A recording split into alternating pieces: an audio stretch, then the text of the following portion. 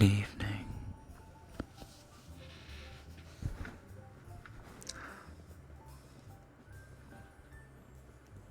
Konbanwa.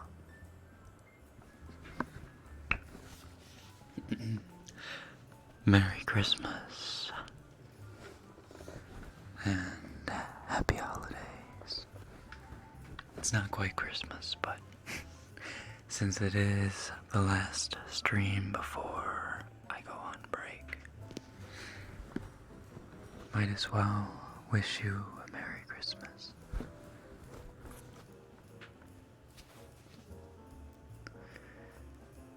Good morning to some of you, maybe most of you. Good morning. Ohayo. Ohayo. Good afternoon. Let's start with Lilypad. Hello, Lilypad. Josie, BTS Taeyong, Menor, Alex, Enders, Neku, Dorodoro, Isranya, I Purple, Property of Kim Seokjin, Molly, Mary, Bengali, Mafuyu, Finn, Wink Wink, Weeb with Depression, Ryan, Chrysalis, Demon Princess, A-chan, Amayume, Amayume, Solux, what's poppin', Lee, Quartz, Wood, XOXO. I don't know. Tam, Mazu, Jinwick, Sprite and Cookies, K-pop is my life 23, Yanda, Rizka, Sprite and Cookies, Mary, Shadow the Kelpie, Jex Wolf, Kenna, Claudia, Molly, Lutz, Anime Cosmic, Magical Cat, Karumi-san, konbanwa. Merry Christmas. Lilan, a Korean symbol that I can't pronounce. Hello. You said hello, Rekken. Hello. Aki, Eve, Gemini, Dimitri Lover, Aurelia, Rekken is my husband, Marin, Nameless, Melissa, Mexlissa, I Purple You,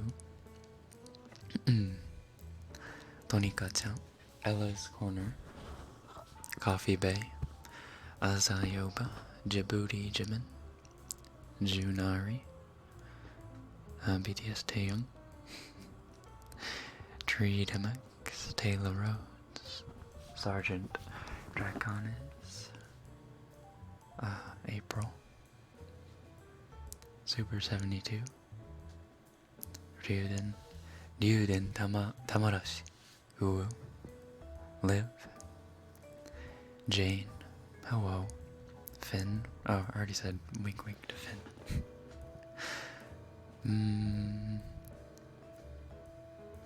Zalek, tax fraud, yup. SJ, it's pronounced Pepang, is it Pang? Pepang or Pang? Pepang. Pong, or is it Pong? Pong.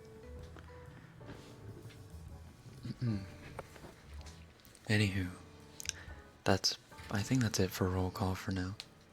I'm sorry if I missed your name. I was trying to be vigilant, making sure not to say names twice.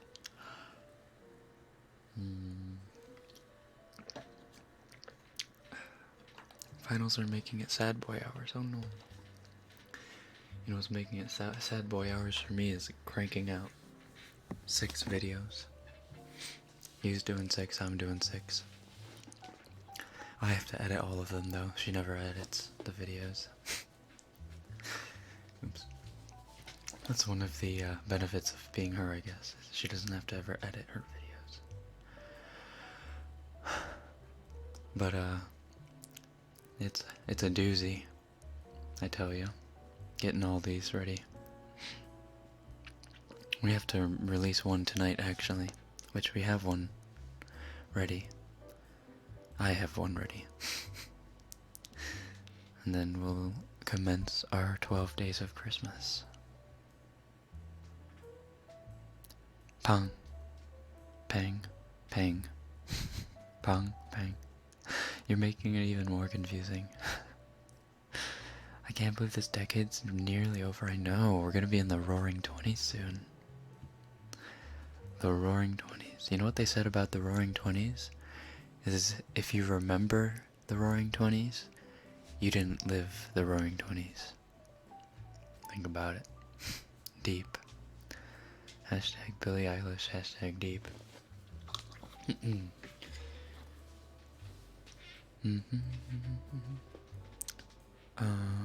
Real question is, have you had coffee today? I had coffee hours ago. Like 8 or 9 hours ago. So yes, I did, but it's long worn off. We appreciate everything you do for us. It is my pleasure. Your voice deeper today.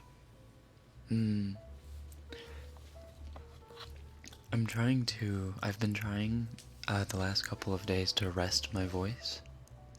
To try not to get super singy or super high-pitched and excited. Because I have to do a couple covers. I still haven't recorded the Christmas song melody that I'll be recording. No instrumentals, it'll be just vocal. Are you sick? Nope. I shouldn't be.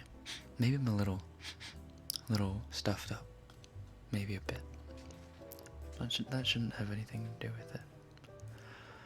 Yesterday was the last Friday of the 13th of the decade. Friday the 13th of the decade. Yes, it was. I'm making a Rubik's Cube shaped cake for my brother's birthday and I'm exhausted. My goodness. You're an awesome sister. That's crazy. 2010s was a heck of a decade. It sure was. Sure was.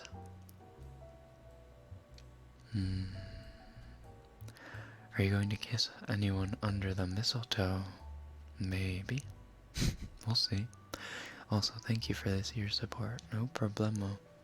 Here's to another year of continued relaxation and reduced anxiety and stress. I can't help but sing, yeah. I've caught myself several times this week singing when I wasn't supposed to, since I'm supposed to rest my vocal cords. Someone told him to say nyan, nyan, nya, nya. Yesterday was gender bend day at school. Oh, is that so? That seems slightly insensitive to the people who are transgender, but if they're okay with it, I guess it's fine. I'm not super into that whole scene, so I don't know what everyone thinks about that. I feel old. I feel so old. I'm a decade old. Oh no. You're only 10? Are you only 10? Huh.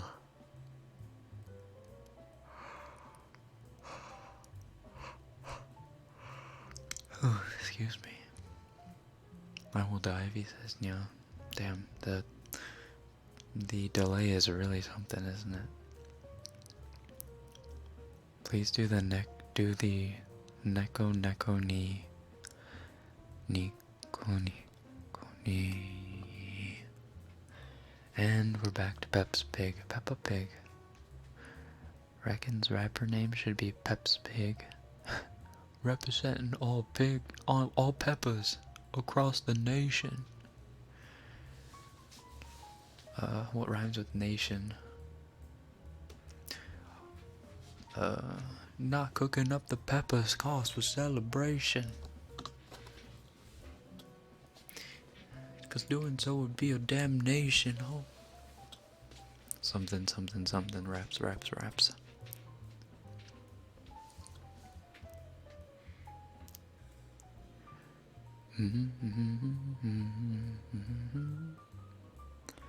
Aggressive rolling in my grave. Mistletoe doesn't work on me. I've had mistletoe up for the past 11 Christmases. And it hasn't worked. Well, you're not supposed to try to lure people to a mistletoe. You're supposed to just find yourself under the mistletoe with some random hot guy and exclaim, "Oh, I'm so sorry, I'm going this way." And he's supposed to say, "Wait, mistletoe." And you gasp. But that's just... that's an old tradition. We don't have to. But it's Christmas. Oh, okay. But just a quick kiss. Only if you pull back. What is this Fujoshi scenario I've created? Low quality cringe? You mean high quality cringe? No, stop. I could have dropped my croissant. What?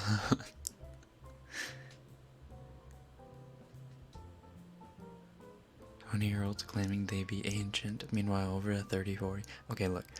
40, 50, 30-year-olds aren't ancient either, but 40, 50-year-olds, like they've already come to terms that they've hit their midlife crisis. They already know they're ancient, so they shouldn't be bothered by it. And you say, "Te amo. Te quiero. Y te amo. Te quiero mucho."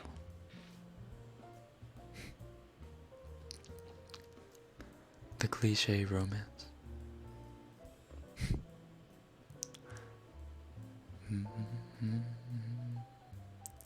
Oh. The Rekken headcanon is strong. Full out voicing a fanfic. True. Rekken spent time thinking about this, yeah. That scenario was already in my head, rolling like film, ready to be spat out at a moment's notice.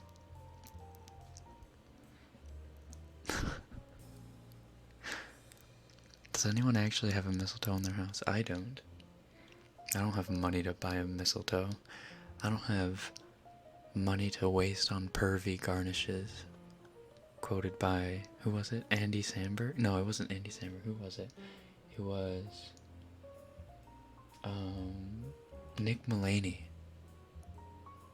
Was Nick Mulaney? Wait, what's his name? Matt Mulaney? John Mulaney. John Mulaney. Coined by John Mulaney. A pervy garnish.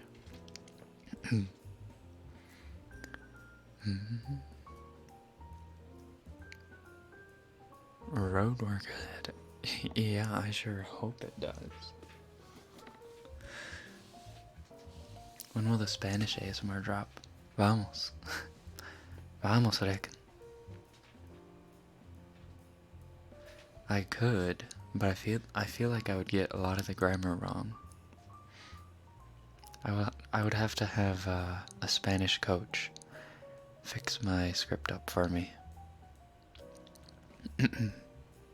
So now I'm ancient. Are you in your 40s or 50s? Are there any people? Are there any? I said, wait, I'm 30. No, I didn't say 30s were ancient. 20s, 30s are fine. 40s or 50s are pretty, you know, up there. Are there actually 40, 50-year-olds listening? I doubt there are.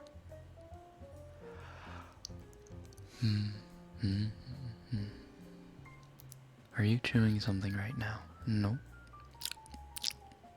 Nope. That's just my mouth.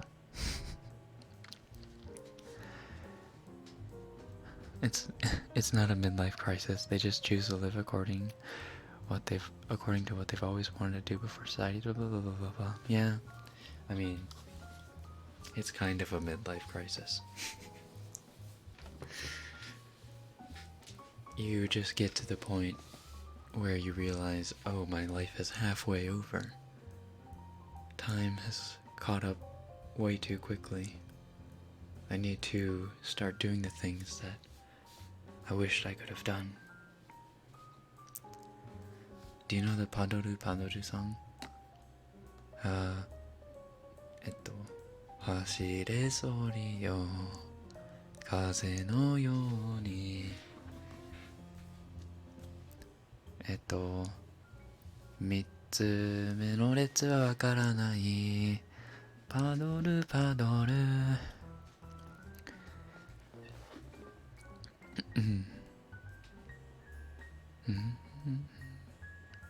Maybe someone's using their parents' account.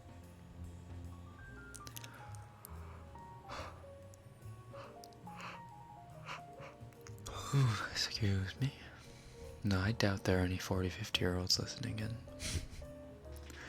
Most of the viewer base is supposed to be between 17 and 24. Or that's what the YouTube statistic has told me. Not that I have anything against anyone younger or anyone older. Well, I mean, you know, if you're younger, it's more like just careful what you say, I guess. Or what you hear on my live streams or videos.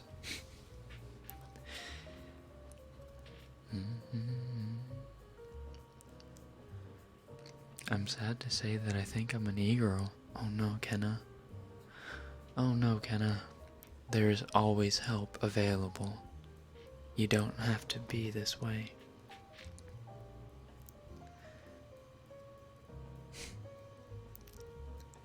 I'm avoiding playing board games with my family because it's like 11:50 and I want to go to bed. True. But I mean, you won't be able to play board games with your family your whole life. They're not going to be around forever.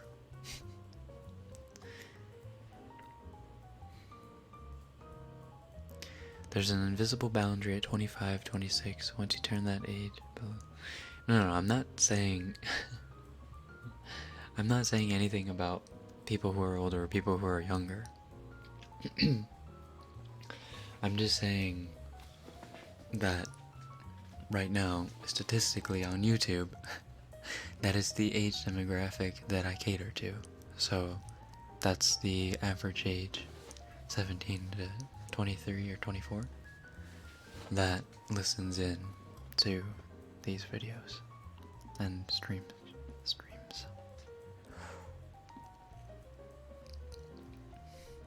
18 plus ASMR. We need to figure out a good way to do that because Patreon. Oh my god. Something is happening inside of my esophagus that is really painful. And it's making it really hard to talk. Patreon, apparently for a while was cracking down on ASMR artists, doing like adult content. So, I mean, if I can find out that that's no longer a problem, then we'll start looking into that, I suppose.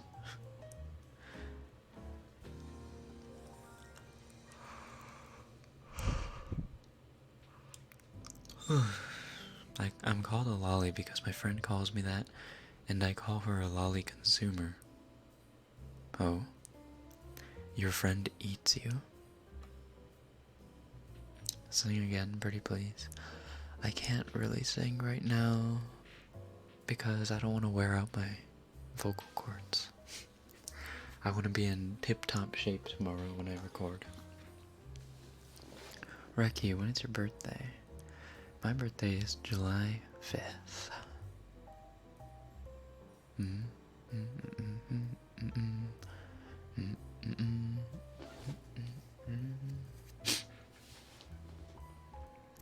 And you doesn't talk about her birthday very much. Did she ever mention her birthday, by the way? Her birthday was the 5th, so it was only like 2 weeks ago. Less than 2 weeks ago.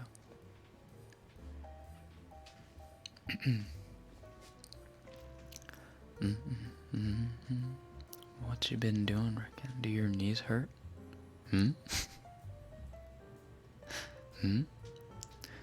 What? What? Has anyone heard of Plus Boy? I don't know what Plus Boy is.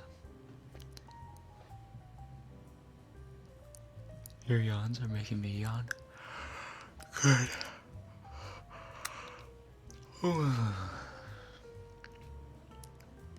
Please don't choke, please don't choke, please don't choke.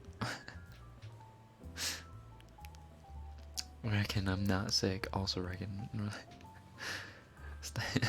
Simon Cowell. Funny. Hello. Nice to see you here. You scouting for vocal talent? Simon, you wanna be my agent? My personal agent? I can be your Spanish coach, Pog. It just started raining and the rain combined with your voice and just... Matabelli, peschettioni, rigatoni, pepperoni, fettuccini, alfredo, pastaccioli, tortalloni, terpacchini, piccolini, piccolini. I'm not racist. Why are you guys talking about me being on my knees? What is this? Stop it. My knees only hurt a little bit, okay? You know what I've been doing recently is I've been watching a lot of, like, or not doing, but like what I've been watching recently on YouTube is a lot of old Nick Show, like, clips, like, not old, but you know, the old 2010s shows, like iCarly, Victorious. Drake and Josh wasn't actually 2010s, was it? It was before that. I think it continued into the 2010s though. Or wait, no it didn't. Because it finished and then iCarly started in like late 2009. Alright, let's, before I keep getting distracted, let's do an ear massage, mostly for my benefit, because my hands are starting to get kinda dry.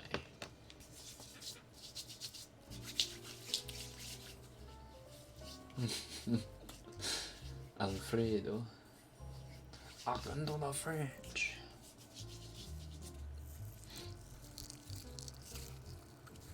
On his knees to pray.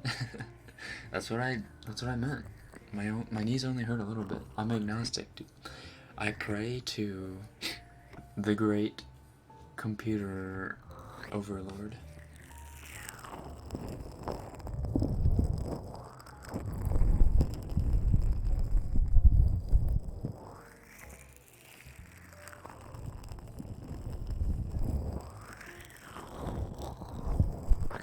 Yes, I'm French. Can you speak French?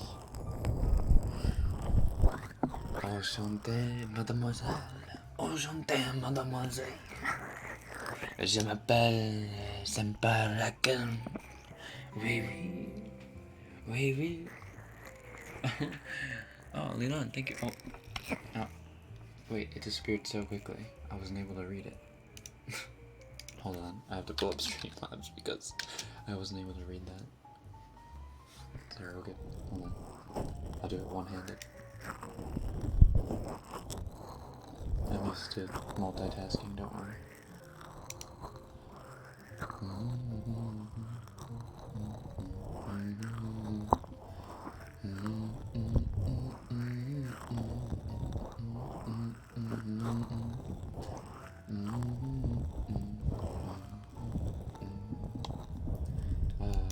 Alert box? No, that's not it. Oh, wait. All widgets? Where is it?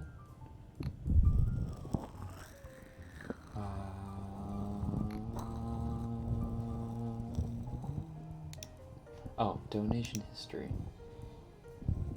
Thank you for all you do. Merry Christmas, hugs, and wishing you all the best. Thank you very much, Leland. I appreciate the help to get my family and friends some Chrissy Pressies. Oh, God, that was awful. What's wrong with this side? Hello? What's wrong with your ear?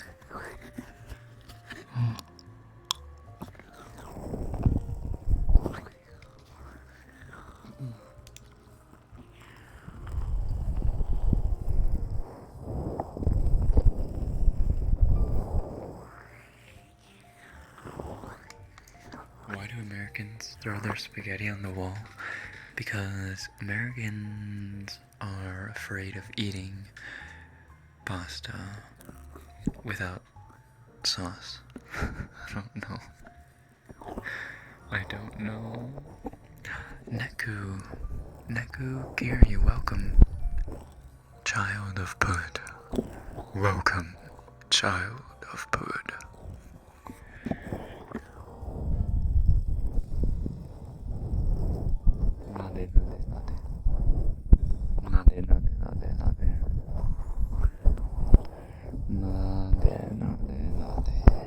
Happy holidays. Thank you. Happy holidays to you too, Neku. I throw spaghetti in my pocket? Huh. That's some weak sauce. I put ravioli in my pocket. Ravioli, what's in the pocket, Oli?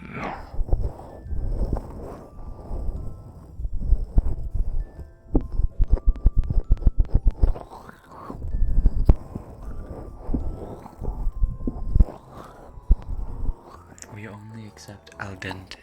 Yeah, you gotta have the bite. You've gotta have the bite. You gotta have the bite, you know? If you don't have the bite, you don't have the pasta. When you don't have the pasta, you don't have the pasta.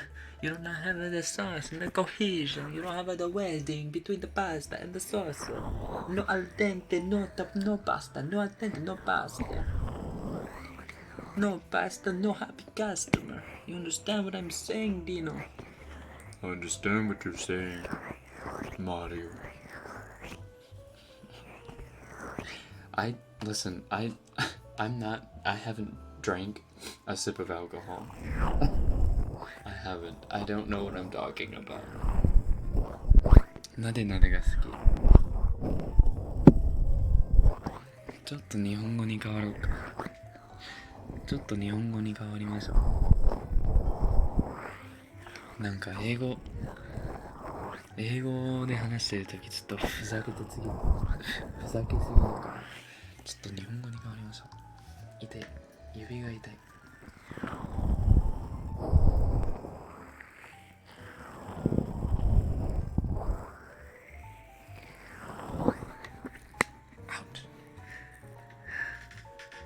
愛してるよ、リリーさん。メリークリスマス。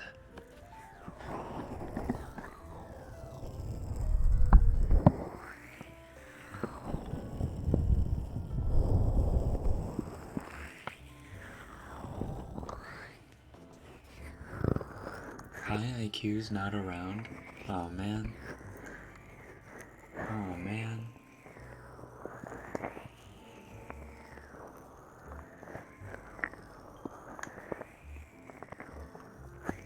Be honest, what do you think about ear licking? Didn't know I was into it until my girlfriend did it to me. Huh? Like real ear licking? I don't know, I've never had it done to me. I've never had someone lick my filthy, disgusting ears before.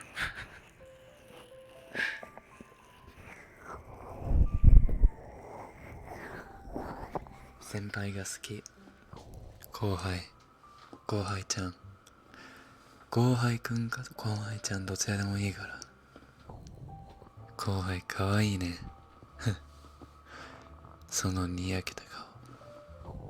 バカバカしいけど。なんか、かわいいな。Eating ravioli. Eating Chef Boy ASMR.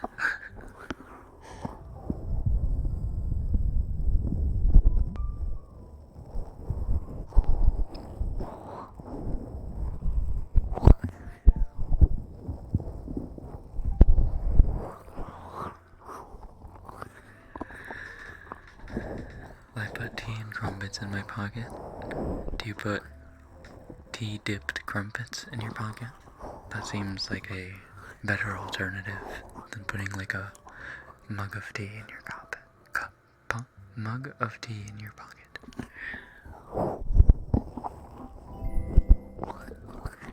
Ooh, Hannah, I can't say but enjoy the holiday. Also, can you say Peppa Pig is love? Yes. Peppa Pig is love. Peppa Pig is life. I'll even say it in Japanese for you. Peppa Pig wa ai. Peppa Pig wa jinsei. 違う、命だ。クソ。Peppa Pig wa ai. Peppa Pig wa inochi.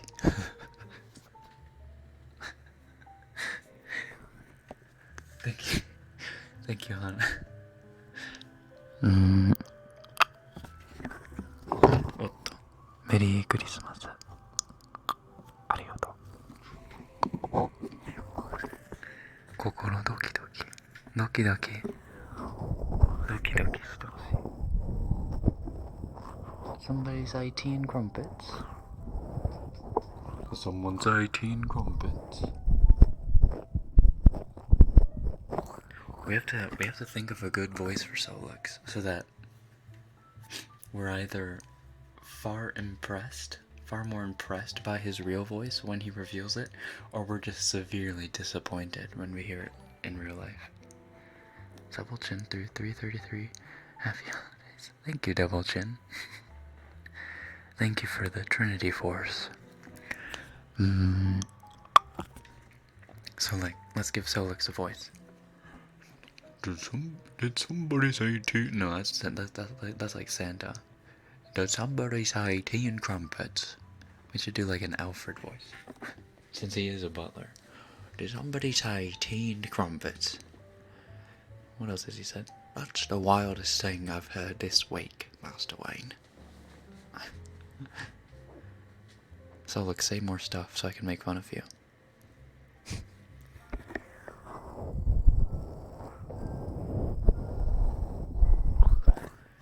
Catch you next time. Have a nice Christmas. Have a nice Christmas.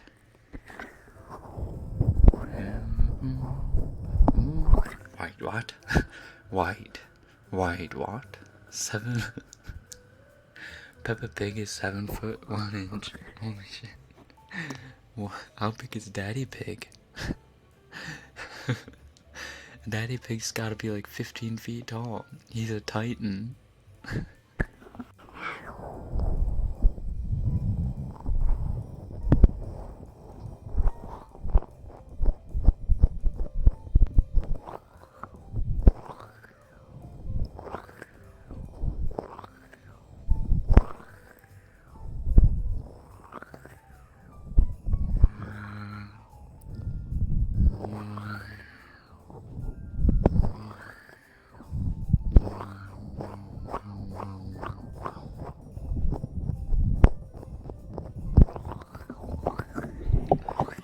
sure if this is bullying or flattering.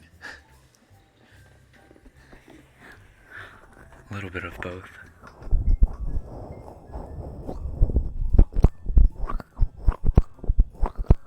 But if Peppa is really 7 feet tall, then that's a lot of freaking bacon. That is a lot of bacon. You can cure that, smoke it, brine it. We're gonna have pork all year. Peppa is over 6 foot. What? Where do all these, like, Peppa enthusiasts come from?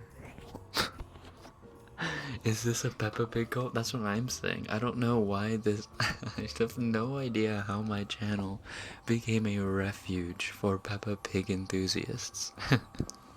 And this is Daddy Pig. Oh. Oh. Do you like my bacon, Peppa? Oh no. No. Do you like my bacon, Mommy Pig?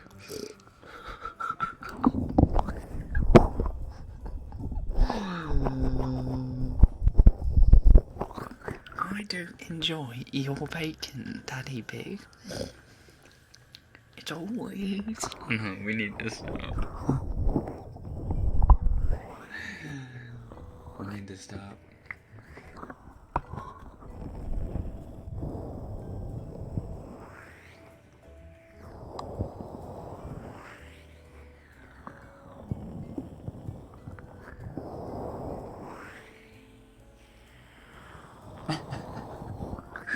Yeah, we shouldn't be the recognizers.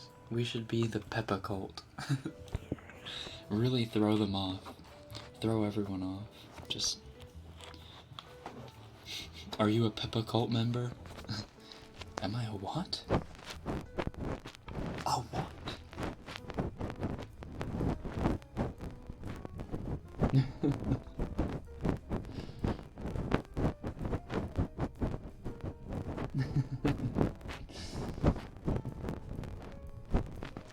I'm gonna need you to growl into the mic.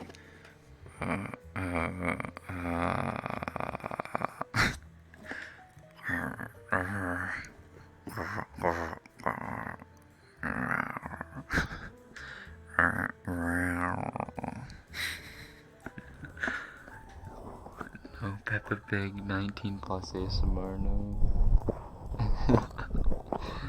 And this is Minion Pig.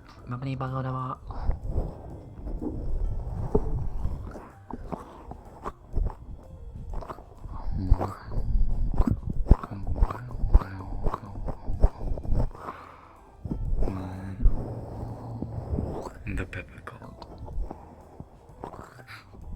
Do you ever visit any Hispanic country? I have not visited a Hispanic country before, no. I would love to.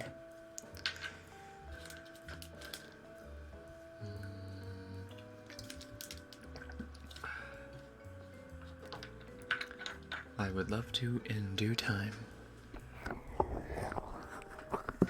That's a lot of bacon. Your poor vegetarian ears.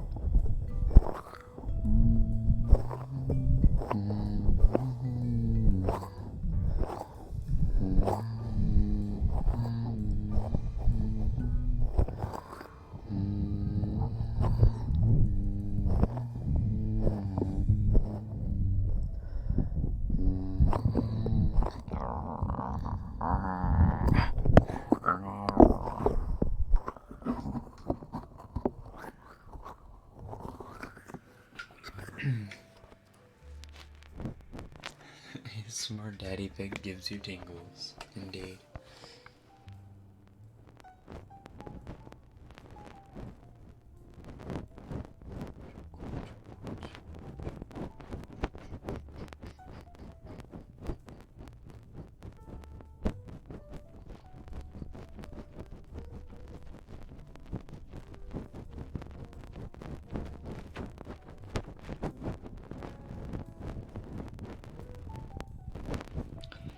Daddy Pig is secretly Rekken. Yep. I'm 15 feet tall. When you have tall boyfriend, Pog. おやすみなさい。気をつけて。はい。メリークリスマスかな。今日が今年の最後の生放送ですので、良いお年を。松の井さん。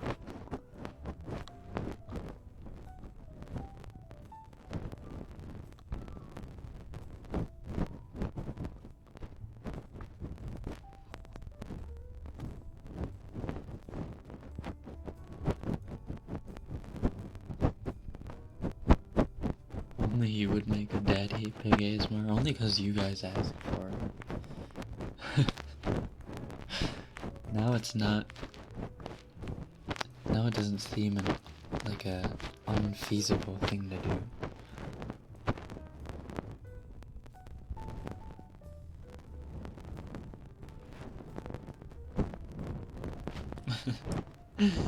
Daddy Pig cosplay.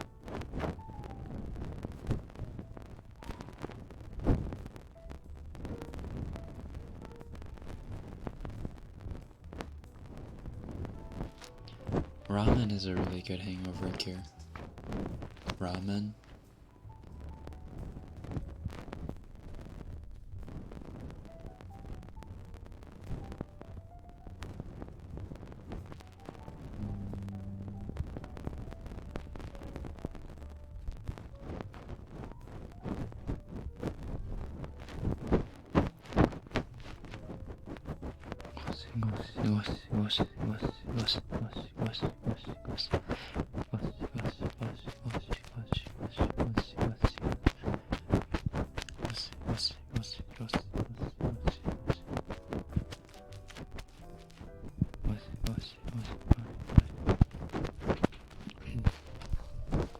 Reckon you heard him.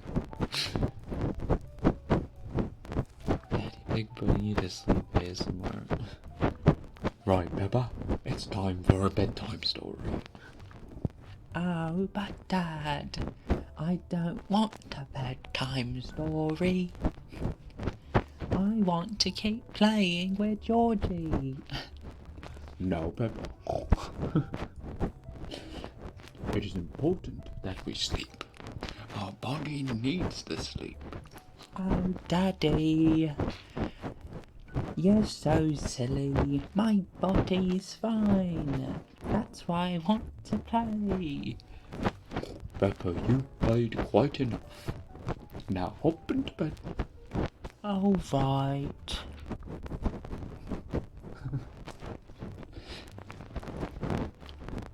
Now, which story would you like to hear tonight? Well, let's see. I like The Sleeping Prince. We've already read that one 20 times. Alright, we're gonna stop that now. I wanna know if Rekken would say Yoshi Yoshi for a whole video. Yoshi Yoshi. Yoshi Yoshi Yoshi. Yoshi Yoshi Yoshi.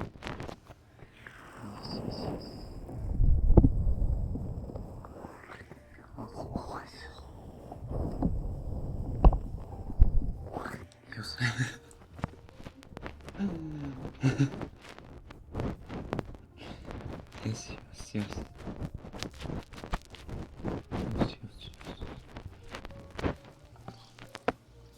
I swear, the Peppa stuff is done for tonight. Let's do some just plain tapping.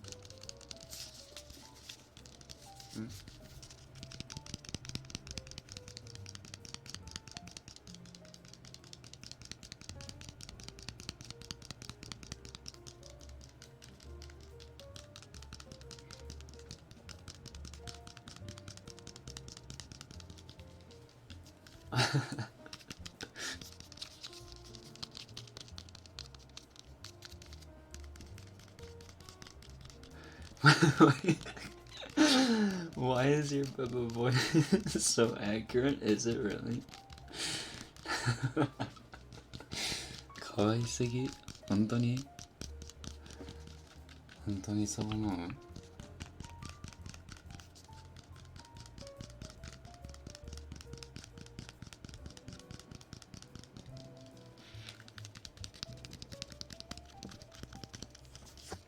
All this talk about food makes me hungry.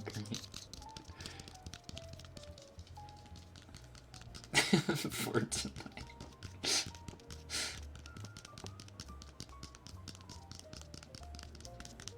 Rekken and chat. New Year's resolution is to stop the Peppa Pig fever. Peppa? Okay. Low-key, Peppa was a bitch. Peppa's a little bit of a bitch. Not gonna lie.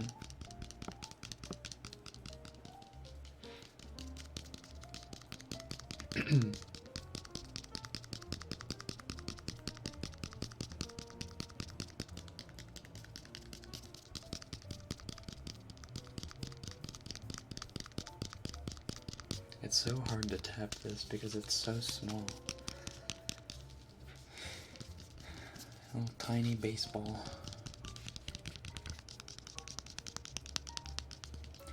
Good night, April.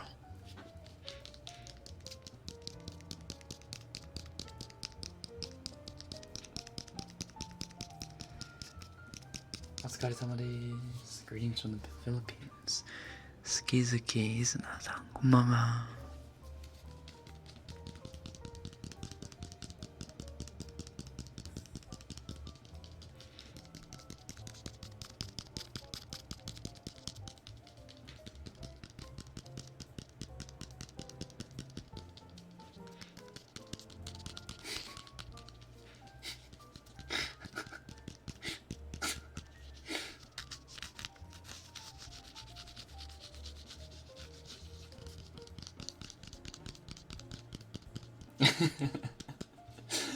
Peppa did hang up on Susie because she whistled and she can't. True. Peppa's savage, dude. Peppa's savage.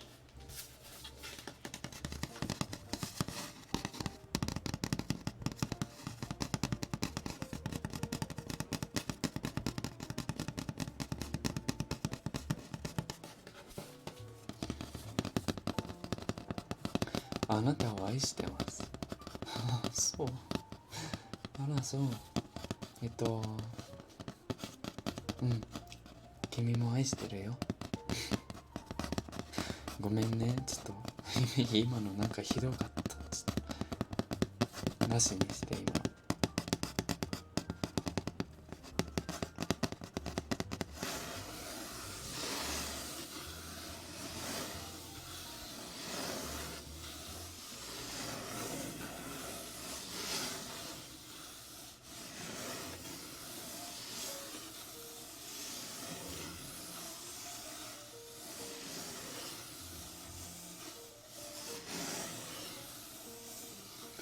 Prayers for me, good energy requested that I might be able to talk to my crush tomorrow. I hope you can talk to your crush tomorrow. Positive energy is sending your way in 3, 2, 1. Blast off.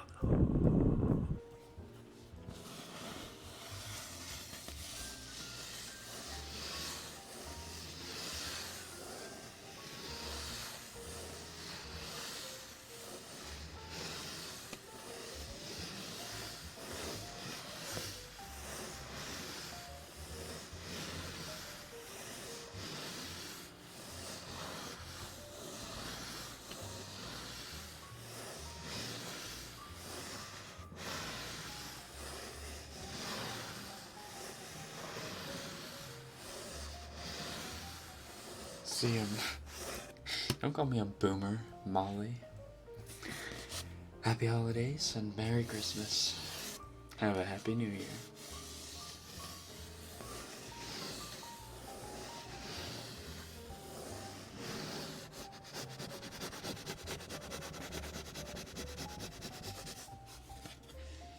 かるみさん、メリークリスマス、良いお年を。おやすみ。来年もよろしくお願いします。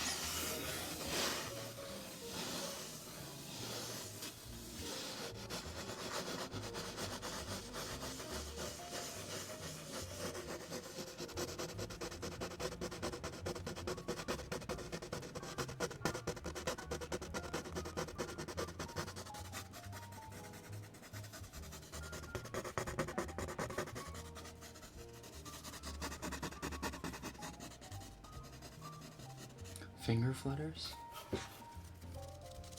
Finger flutters. Oh boy. I could try, hold on.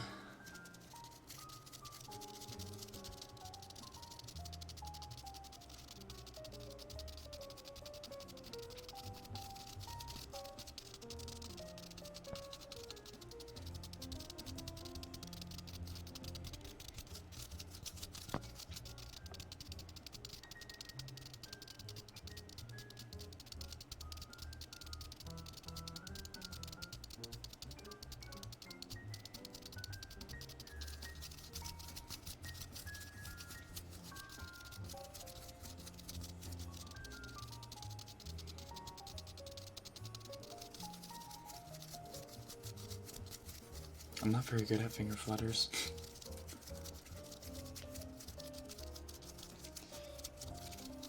You know what I can do? Oh, I don't have it with me. Hold on.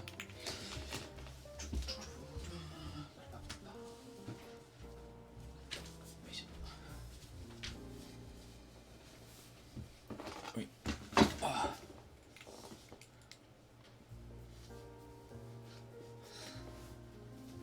So we can do book flippers.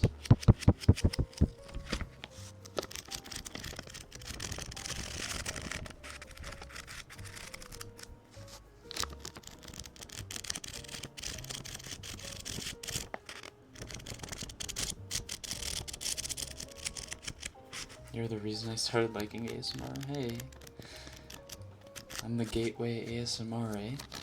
I'm alright with that. I'm alright with being the weed of ASMR.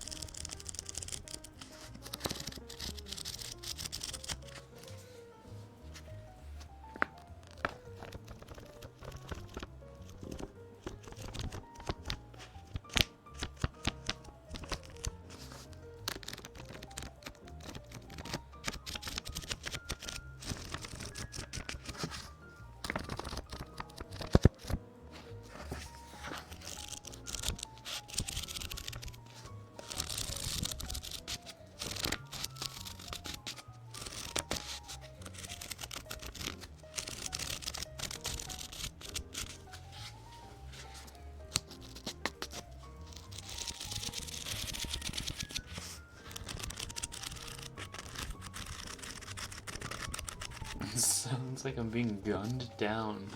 What the heck? What book is it? It's A Storm of Swords by George R.R. Martin.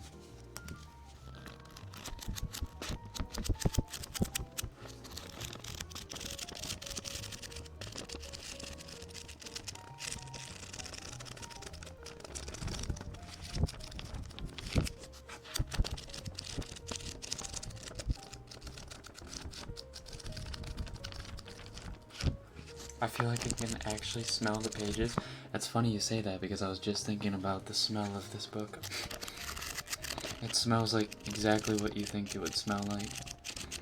Like a bit of an old book. Pages are yellowing a little bit. Slight decomposition.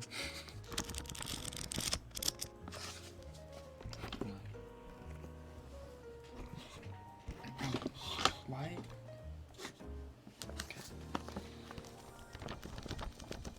Would you read a story? I could read, you know what? I could read a little bit from the Half-Blood Prince, since I'm reading that right now. if you guys would like. I could do that. We could do a bit of story time. Hold on.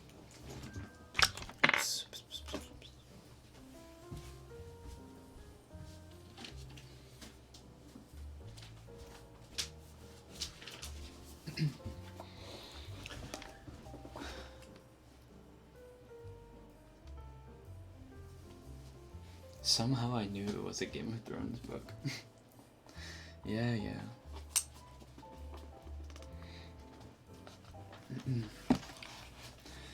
Alright, so I'm on chapter 7 of the Half-Blood Prince. And the chapter name, or the chapter title, is Slug Club. Harry spent a lot. Wait, do we have to do this in a British accent? Harry spent a lot of. No, no, we're just gonna do it in our normal reading tones. Harry spent a lot of the last week of the holidays pondering the meaning of Malfoy's behavior in Nocturne Alley.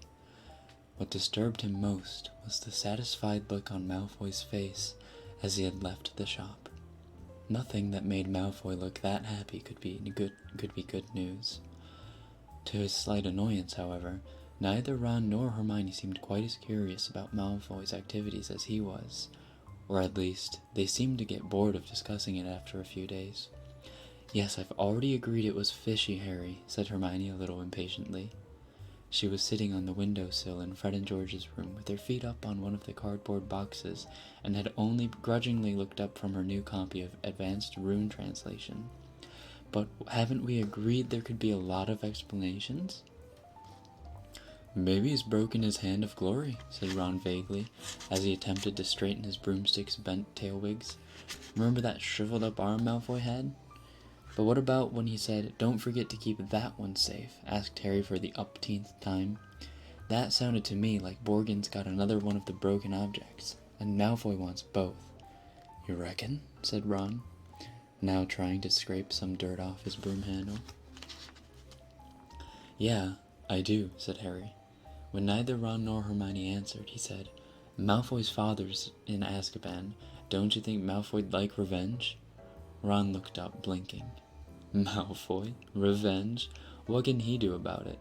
"That's my point, I don't know," said Harry, frustrated. "But he's up to something, and I think we should take it seriously.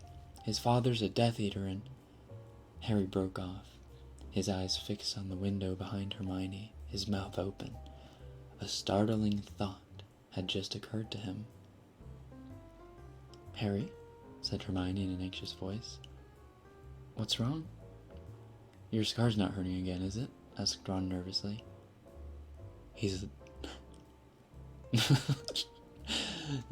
I look over to the comments and just Dumbledore is actually a gay furry. Thank you, J.K. Rowling. Thank you.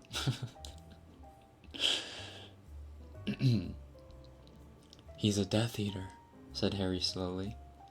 "He's replaced his father as a Death Eater." There was silence. Then Ron erupted into laughter. "Malfoy? He's 16, Harry. You think you know who would let Malfoy join?" "It seems very unlikely, Harry," said Hermione, in a repressive sort of voice.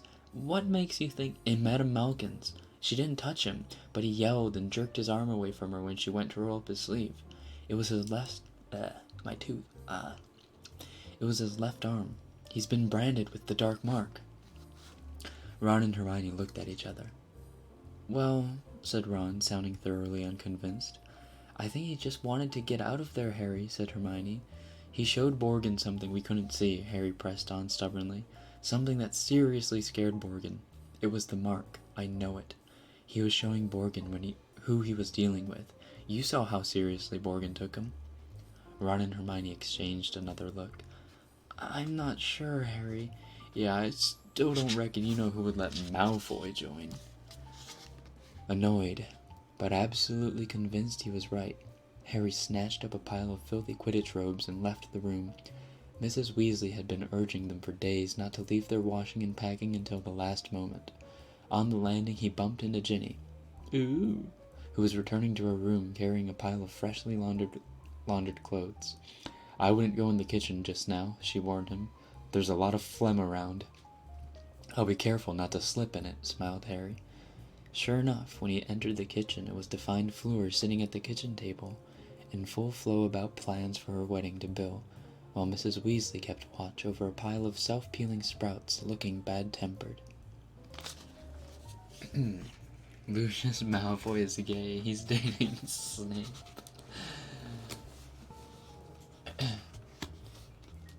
Needs to be redone with his chuckles and stuff. What are you guys talking about?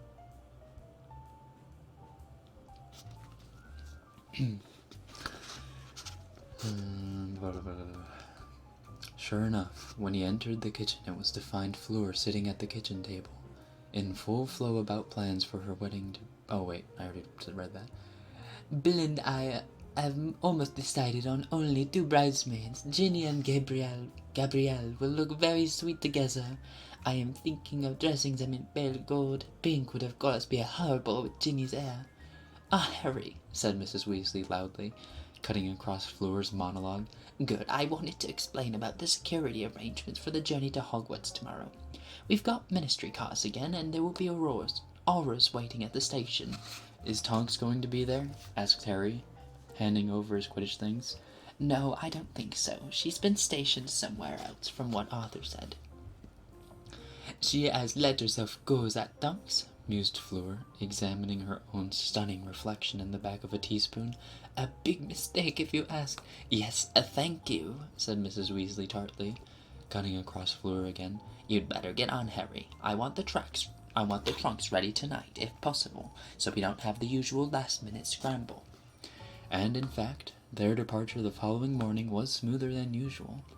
The ministry cars glided up the front of the burrow to find them waiting, trunks packed, Hermione's cat Crookshanks safely enclosed in his traveling basket, and Hedwig, Ron's owl Pigwidgeon, and Ginny's new purple pygmy puff, Arnold, in cages. "Au revoir, Harry," said Fleur throatily, kissing him goodbye. Ron hurried forwards, looking hopeful, but Ginny stuck out her foot and Ron fell, sprawling in the dust at Fleur's feet. Furious, red-faced, and dirt-spattered, he hurried into the car without saying goodbye.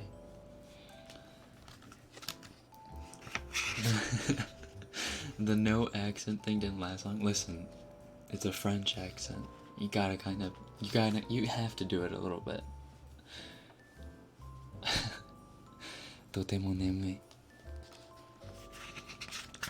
There was no cheerful Hagrid waiting for them at King's Cross Station. Instead, 2 grim-faced... Oh, you know what? Let's pause the music.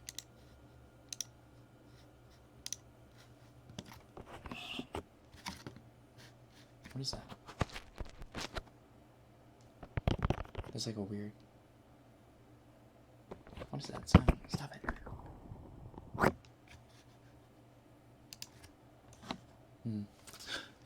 I think it's better if we turn off the music. I'm gonna reread that paragraph, sorry. There was no cheerful Hagrid waiting for them at King's Cross Station. Instead, 2 grim-faced, bearded Aurors in dark muggle suits moved forwards the moment the cars stopped, flanking the party, marched them into the station without speaking. Jeez. Quick, through the barrier," said Mrs. Weasley, who seemed a little flustered by this austere efficiency. "Harry had better go first, with..." She looked inquiringly at one of the Aurors, who nodded briefly, seized Harry's upper arm, and attempted to steer him towards the barrier between platforms 9 and 10. "I can walk, thanks," said Harry irritably, jerking his arm out of the Auror's grip. He pushed his trolley directly at the solid barrier, ignoring his silent companion, and found himself a second later standing on platform 9 3/4, where the Scarlet Hogwarts Express stood belching steam over the crowd. Hermione and the Weasleys joined him within seconds. Without waiting to consult his grim-faced Auror, Harry motioned to Ron and Hermione to follow him up the platform, looking for an empty compartment. "We can't, Harry," said Hermione, looking up, apologetic. "Ron and I've got to go to the prefect carriage first, and then patrol the corridors for a bit." "Oh, yeah, I forgot," said Harry. "You'd better get straight on the train, all of you." Oh, where's Miss Weasley? You'd better get straight on the train, all of you. You've only got a few minutes to go, said Mrs. Weasley, consulting her watch. Well, have a lovely term, Ron. Mr. Weasley, can I have a quick word? Said Harry, making up his mind on the spur of the moment. Of course, said Mr. Weasley, who looked slightly surprised, but followed Harry out of earshot of the others nonetheless. Harry had thought it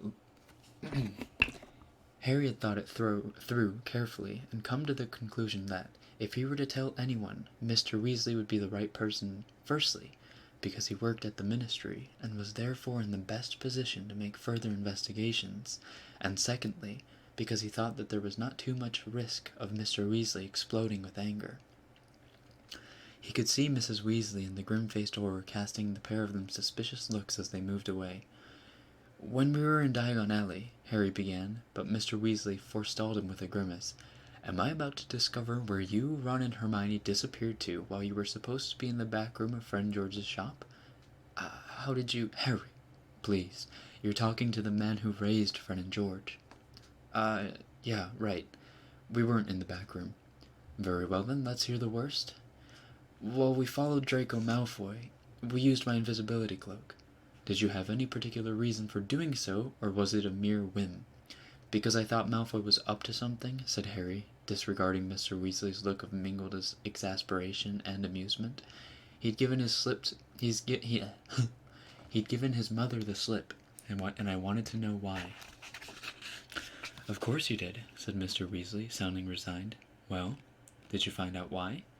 He went into Borgin and Burke's, said Harry, and started bullying the bloke in there, Borgin, to help him fix something. And he said he wanted Borgin to keep something else for him. He made it sound like it was the same kind of thing that needed fixing, like they were a pair, and... Harry took a deep breath. There's something else.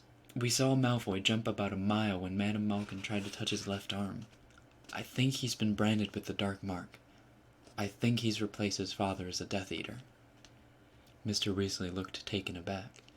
After a moment, he said, Harry, I doubt whether You-Know-Who would allow a 16-year-old... Does anyone really know what You-Know-Who would or wouldn't do? Asked Harry angrily. Mr. Weasley, I'm sorry, but isn't it worth investigating? If Malfoy wants something fixing and he needs to threaten Borgin to get it done, it's probably something dark or dangerous, isn't it? I doubt it, to be honest, Harry, said Mr. Weasley slowly. You see, when Lucius Malfoy was arrested, we raided his house. We took away everything that might have been dangerous. I think you missed something, said Harry stubbornly. Well, maybe, said Mr. Weasley, but Harry could tell that Mr. Weasley was humoring him. There was a whistle behind them. Nearly everyone had boarded the train and the doors were closing. You'd better hurry, said Mr. Weasley, and as Mrs. Weasley cried, Harry, quickly! He hurried forwards, and Mr. and Mrs. Weasley helped him load his trunk onto the train.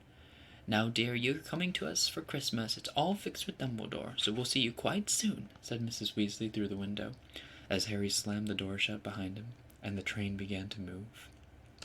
You make sure you look after yourself, and... The train was gathering speed. Be good, and... She was jogging to keep up now. Stay safe! Why are you guys passing the weed? There's so much weed being passed around. Oh, the hollyweed.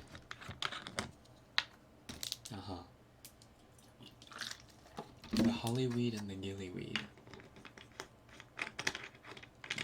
The live was lagging? Is it still lagging?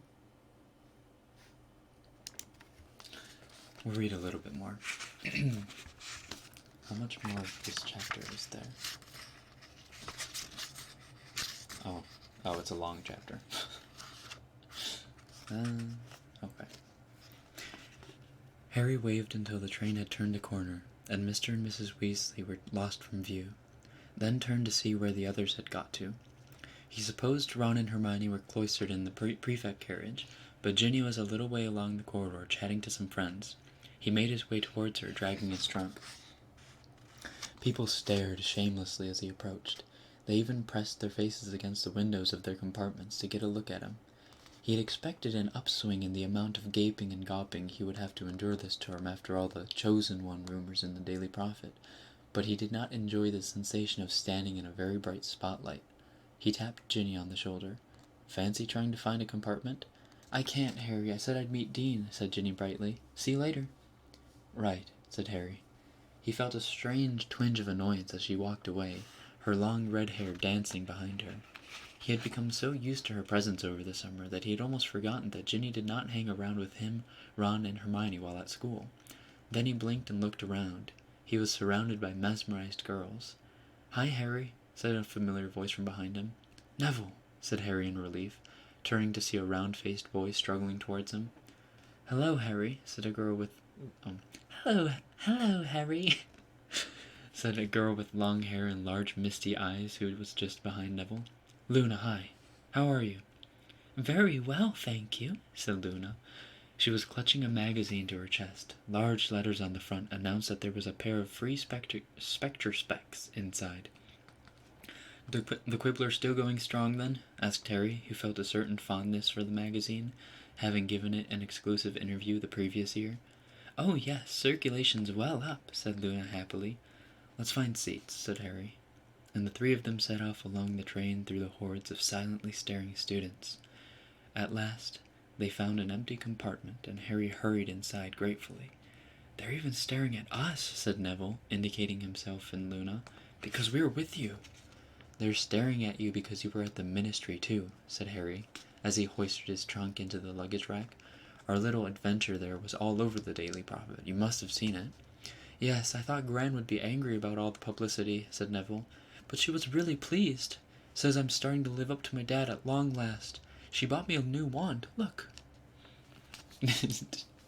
Stupid Dean. Dean is just British Chad. I'm not sure. Dean's supposed to be like a skinny tall boy like Ron and Harry, isn't he? I'm not sure he's much a Chad. Maybe he is. I guess they don't really describe how he looks as he gets older in the books.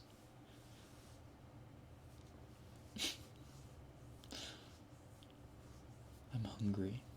Hungry. Okay, let's continue, sorry. She bought me a new wand, look! He pulled it out and showed it to Harry. Cherry and unicorn hair, he said proudly. We think it was one of the last Ollivander ever sold. He vanished next day. Oi, come back here, Trevor! And he dived under the seat to retrieve his toad as it made one of its frequent bids for freedom. Are we still doing DA meetings this year, Harry? Asked Luna, who was detaching a pair of psychedelic spectacles from the middle of the Quibbler. No point now we've got rid of Umbridge, is there? Said Harry, sitting down. Neville bumped his head against the seat as he emerged from under it. He looked most disappointed. I liked the DA. I learned loads with you. I enjoyed the meetings too, said Luna serenely. It was like having friends.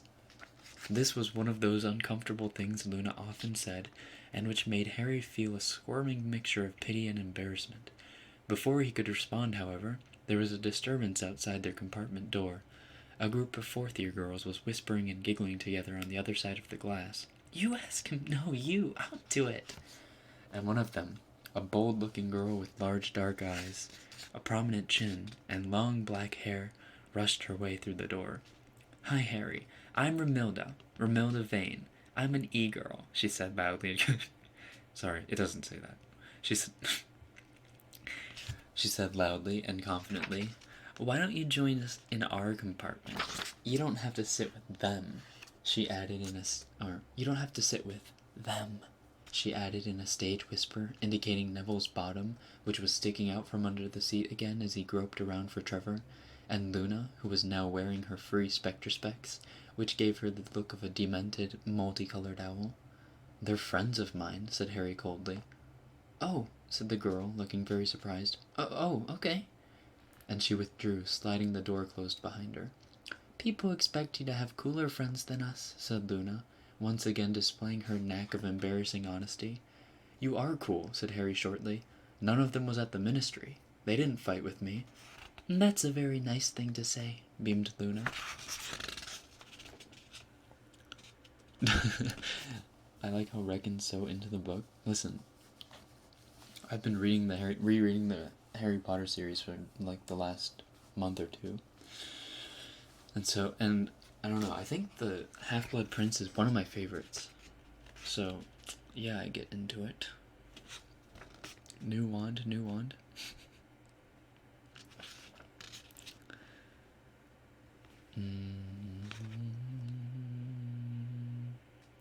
We didn't face him, though, said Neville, emerging from under the seat with fluff and dust in his hair and a resigned-looking Trevor in his hand.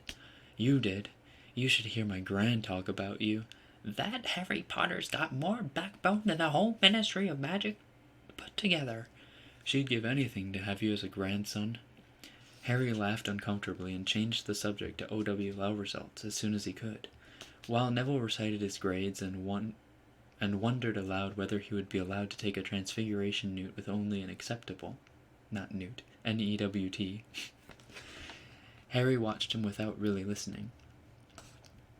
Neville's childhood had been blighted by Voldemort just as much as Harry's had, but Neville had no idea how close he had come to having Harry's destiny. The prophecy could have referred to either of them yet. For his own inscrutable reasons, Voldemort had chosen to believe that Harry was the one meant. Had Voldemort chosen Neville, it would be Neville sitting opposite Harry, wearing the lightning-shaped scar and the weight of the prophecy. Or would it?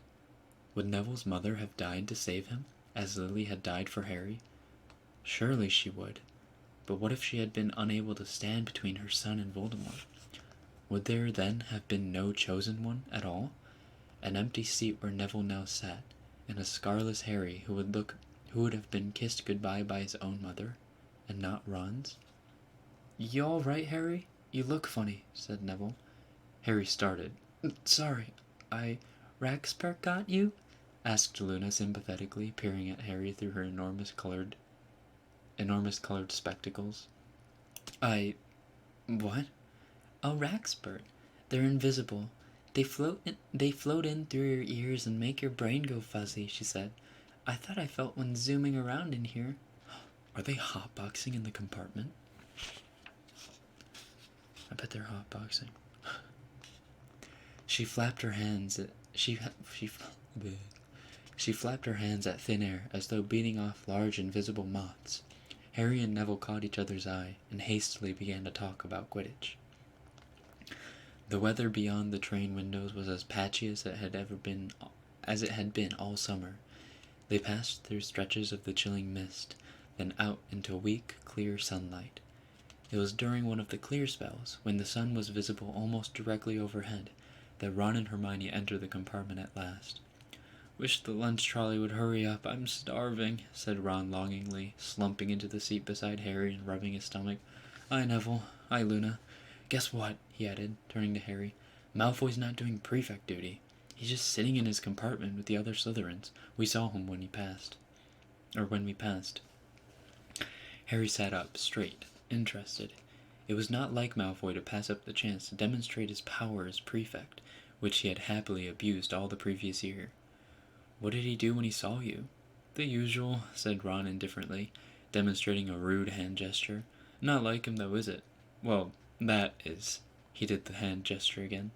But why isn't he out there bullying first years? Dunno, said Harry. But his mind was racing.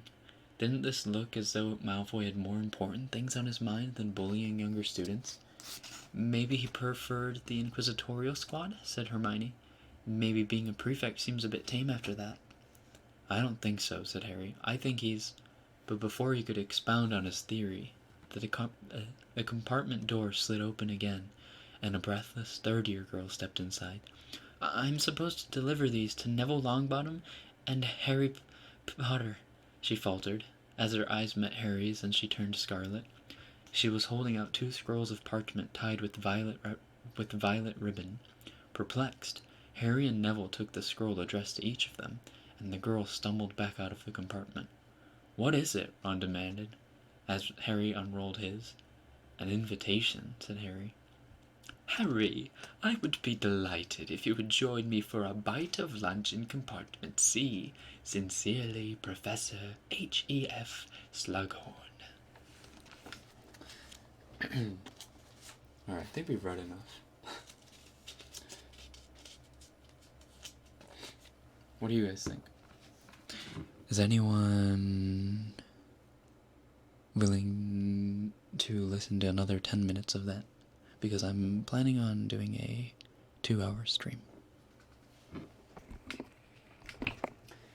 If you guys would like another 10 minutes of narration. Then, just, I don't know, say yes or something. If not, we can just move on to something else.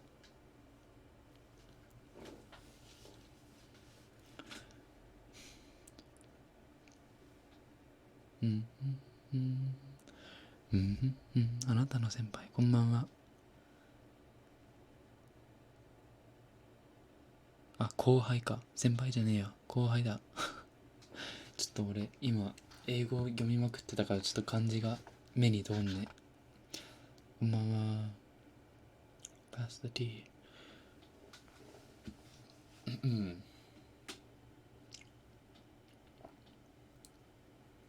There is never enough reading.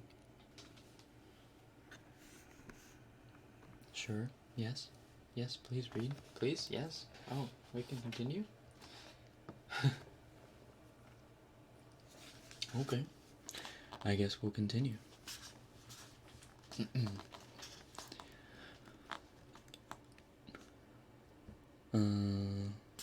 After the letter. Who's Professor Slughorn? Asked Neville, looking perplexedly at his own invitation. New teacher, said Harry.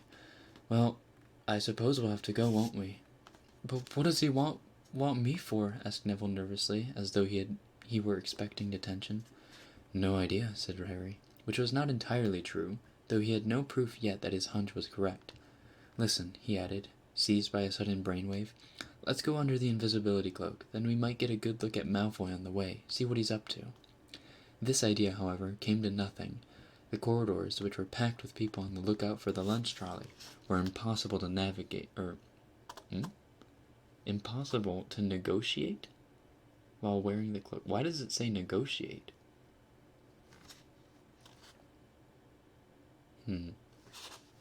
I guess that's... Is that correctly used there? I would say navigate. Oops.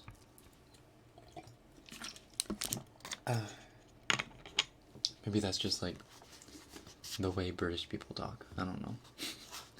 We'll just read what it says. Were impossible to negotiate while wearing the cloak. Harry stowed it regretfully back in his bag, reflecting that it would have been nicer to wear it just to avoid all the staring, which seemed to have increased in intensity ever since he had last walked down the train. Every now and then, students would hurtle out of their compartments to get a better look at him. The exception was Cho Chang, who darted into her compartment when she saw Harry coming. As Harry passed the window, he saw her deep in determined conversation with her friend Marietta, who was wearing a very thick layer of makeup that did not entirely obscure the odd formation of pimples still etched across her face. Smirking slightly, Harry pushed on.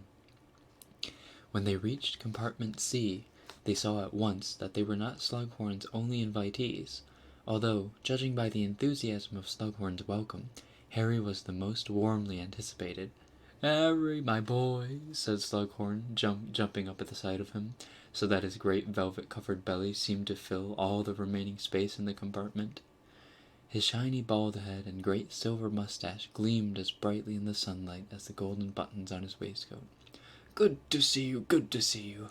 And you must be Mr. Longbottom." Neville nodded, looking scared. At a gesture from Slughorn, they sat down opposite each other in the only two empty seats, which were nearest the door. Harry glanced around at their fellow guests. He recognized a Slytherin from their year, a tall black boy with high cheekbones and long, slanting eyes. There were also 2 seventh-years Harry did not know, and squashed in the corner beside Slughorn, and looking as though she was not entirely sure how she got there, Ginny. "Now, do you know everyone?" Slughorn asked Harry and Neville. "Blaise Zabini is in your year, of course?"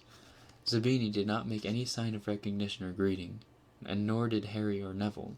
Gryffindor and Slytherin students loathed each other on principle. "This is Cormac McLaggen. Perhaps you've come across each other, no?" McLaggen, a large, wire-haired youth, raised a hand, and Harry and Neville nodded back at him. "And this is Marcus Belby. I don't know whether—" Belby, who was thin and nervous-looking, gave a strained smile. And this charming young lady tells me she knows you, Slughorn finished. Ginny grimaced at Harry and Neville from behind Slughorn's back. Well now, this is most pleasant, said Slughorn cozily. A chance to get to know you all a little better. Here, take a napkin. I've packed my own lunch. The trolley, as I remember it, is heavy on licorice wands, and a poor old man's digestive system isn't quite up to such things. Pheasant, Belby? Belby started and accepted what looked like half a cold pheasant. I was just telling young Marcus here that I had the pleasure of teaching his uncle Damocles. Slughorn told Harry and Neville, now passing around a basket of rolls. Outstanding wizard, outstanding, and his Order of Merlin most well-deserved. Do you see much of your Uncle Marcus? Unfortunately, Belby had just taken a large mouthful of pheasant. In his haste to answer Slughorn, he swallowed too fast, turned purple, and began to choke. Anepneo, said Slughorn calmly, pointing his wand at Belby, whose airway seemed to clear at once. Not much of him, no, gasped Belby, his eyes streaming. Well, of course, I dare say he's busy, said Slughorn, looking questioningly at Belby. I doubt he invented the wolfsbane potion without considerable hard work. I suppose, said Belby, who seemed afraid to take another bite of pheasant until he was sure that Slughorn had finished with him. He and my dad don't get on very well, you see, so I don't really know much about... His voice tailed away as Slughorn gave him a cold smile and turned to McLaggen instead. Now you, Cormac, said Slughorn, I happen to know you see a lot of your Uncle Tiberius, because he has a rather splendid picture of the two of you hunting nogtails, is it, I think, Norfolk? Oh yeah, that was fun, that was, said McLaggen. Wait, McLaggen's supposed to be like a Chad, right? Oh yeah, that was fun, that was, said McLaggen. We went with Bertie Higgs and Rufus Scrimger. Scrimger. I never know how to say that. Rufus Scrimger. This was before he became minister, obviously. Ah, you know Bertie and Rufus, too, beamed Slughorn, now offering around a small tray of pies. Somehow, Belby was missed out. Now tell me. It was as Harriet had suspected. Everyone here seemed to have been invited because they were connected to somebody well-known or influential. Everyone except Ginny. Zabini, who was interrogated after McLaggen, turned out to have a famously beautiful witch for a mother. From what Harry could make out, she had been married 7 times, each of her husbands dying mysteriously and leaving her mounds of gold. It was Neville's turn next. This was a very uncomfortable 10 minutes, for Neville's parents, well-known Aurors, had been tortured into insanity by Bellatrix Lestrange and a couple of Death Eater cronies. At the end of Neville's interview, Harry had the impression that Slughorn was reserving judgment on Neville, yet to see whether he had any of his parents' flair. And now, said Slughorn, shifting massively in his seat with the air of a compere.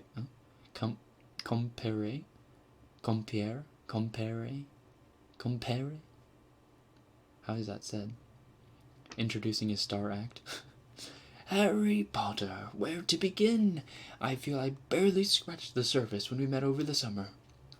He contemplated Harry for a moment as though he were a particularly large and succulent piece of pheasant, then said, The Chosen One, they're calling you now? Harry said nothing. Belby, McLaggen, and Zabini were all staring at him. Of course, said Slughorn, watching Harry closely. There have been rumors for years. I remember when... Well, after that terrible night, Lily, James, and you survived, and the word was that you must have powers beyond the ordinary. Zabini gave a tiny little cough that was clearly supposed to indicate amused skepticism. An angry voice burst out from behind Slughorn. Yeah, Zabini, because you're so talented at posing. Oh, dear, chuckled Slughorn comfortably, looking round at Ginny, who was glaring at Zabini around Slughorn's great belly. You want to be careful, Blaze. I saw this young lady perform the most marvelous bat bogey hacks as I was passing her carriage. I wouldn't cross her. Zabini merely looked contemptuous. Sorry.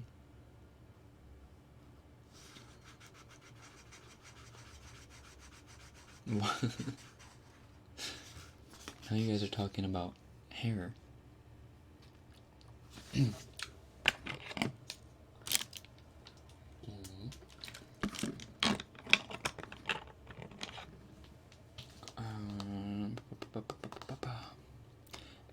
Anyway, said Slughorn, turning back to Harry, such rumors this summer. Of course, one doesn't know what to believe. The Prophet has been known to print inaccuracies, make mistakes, but there seems little doubt, given the number of witnesses, that there was quite a disturbance at the ministry, and that you were in the thick of it all. Harry, who could not see any way out of this without flatly lying, nodded, but still said nothing. Slughorn beamed at him. So modest, no wonder Dumbledore is so fond. You were there, then, but the rest of the story is so sensational, of course. One doesn't know doesn't know quite what to believe. This fabled prophecy, for instance. We never heard a prophecy, said Neville, turning geranium pink as he said it. That's right, said Ginny staunchly. Neville and I were both there too, and all this chosen one rubbish is just the Prophet making things up as usual. You were both there too, were you? Said Slughorn with great interest, looking from Ginny to Neville, but both of them sat clam-like before his encouraging smile. Yes, well, it is true that the Prophet often exaggerates, of course, Slughorn continued, sounding a little disappointed. I remember dear Gwenog telling me, Gwenog Jones, I mean, of course, captain of the Holyhead Harpies. He meandered off into a long-winded reminiscence, but Harry had the distinct impression that Slughorn had not finished with him, and that he had not been convinced by Neville and Ginny. Okay. That's a good place to stop, I think. I'm starting to wear out my voice a little bit. Ooh.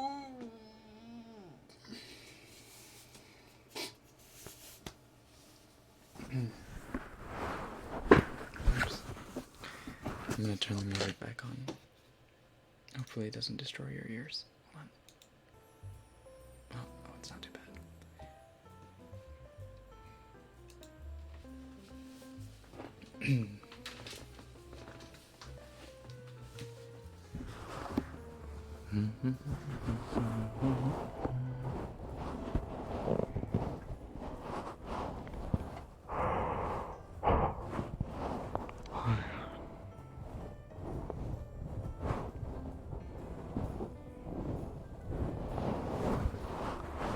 The houses in my school were Da Vinci, Austin, Brunel, Nightingale, and Wilberforce.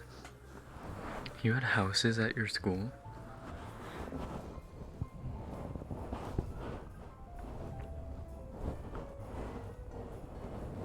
Can the reading become a regular thing?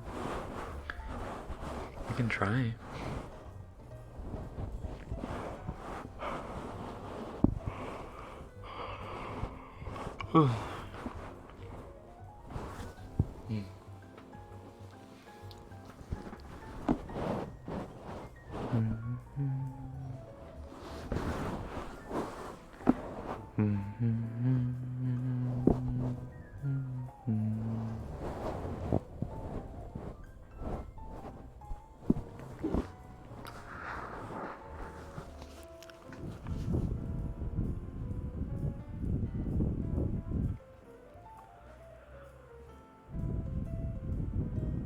How was your week? God, it was exhausting. It was apocalyptic.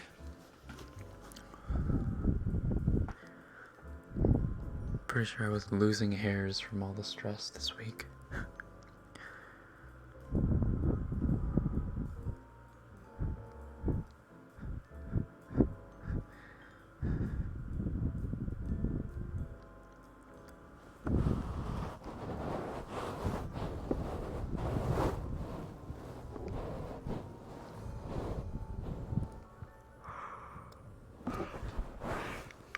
Shoken desu. こんばんは。キューフィーちゃん。キューフィーっていうのかな。キューフィーちゃん、こんばんは。ちょっとしばらくお耳の近くのささやきをしましょうか。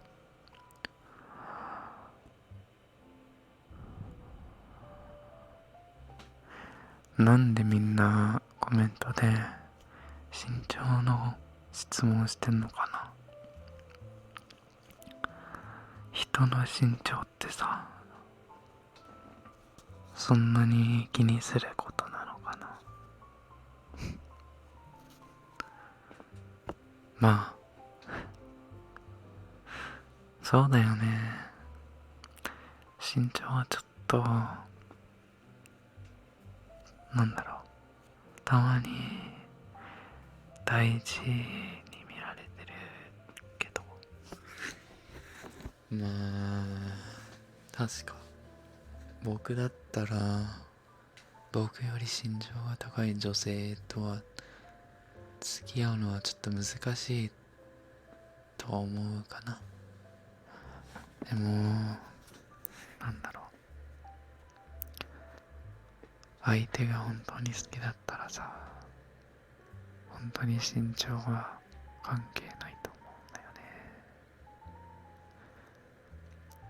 ね。日本の方ですか？めっちゃ日本めっちゃ日本語うまくない？うん、ハーフだよ、ハーフだよ。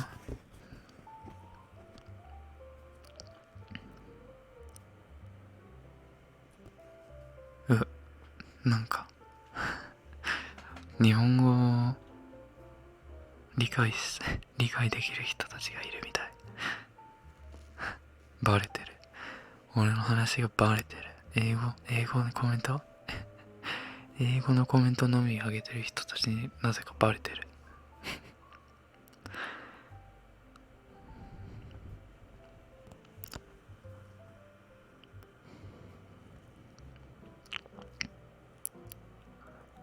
なんで高いほど高くて高いほどいいって何よそれ。俺身長ちょっと低い方なんだけどさ、172、173ちょっとかな、173ちょっとだから、あんま身長高い方ではないんだよね。173だっけ？もうちょっとだったのかな。いや、それぐらいかな。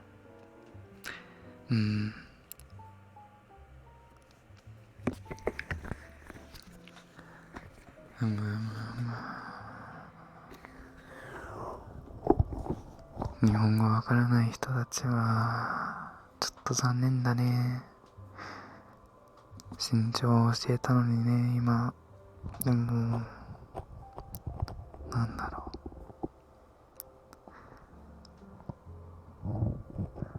う、教えたらがっかりする人がいるのかな。なんかそんな感じじゃない？ふむふむふむ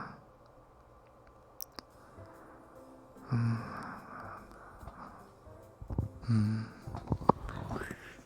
どうしようどうしようどうしようどうしよう。先輩の好きな食べ物は十分高くない？そうかな。アメリカに対しては、アメリカとヨーロッパに対してはそんな高くなくない？ Merry Christmas, I'll be going to the pub crawl soon. Oh, I wasn't able to read all of that.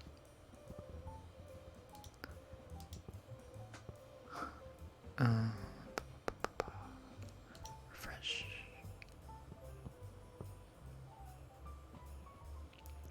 I'll be going on a pub crawl soon, so I may be hungover for YuSleep tomorrow, although I never really get hangovers. Well, good luck with the pub crawl, dear butler. I wish you the best of luck.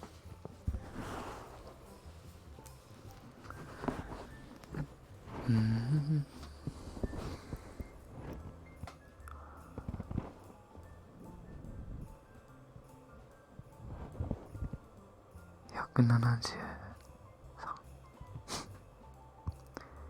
173あたり。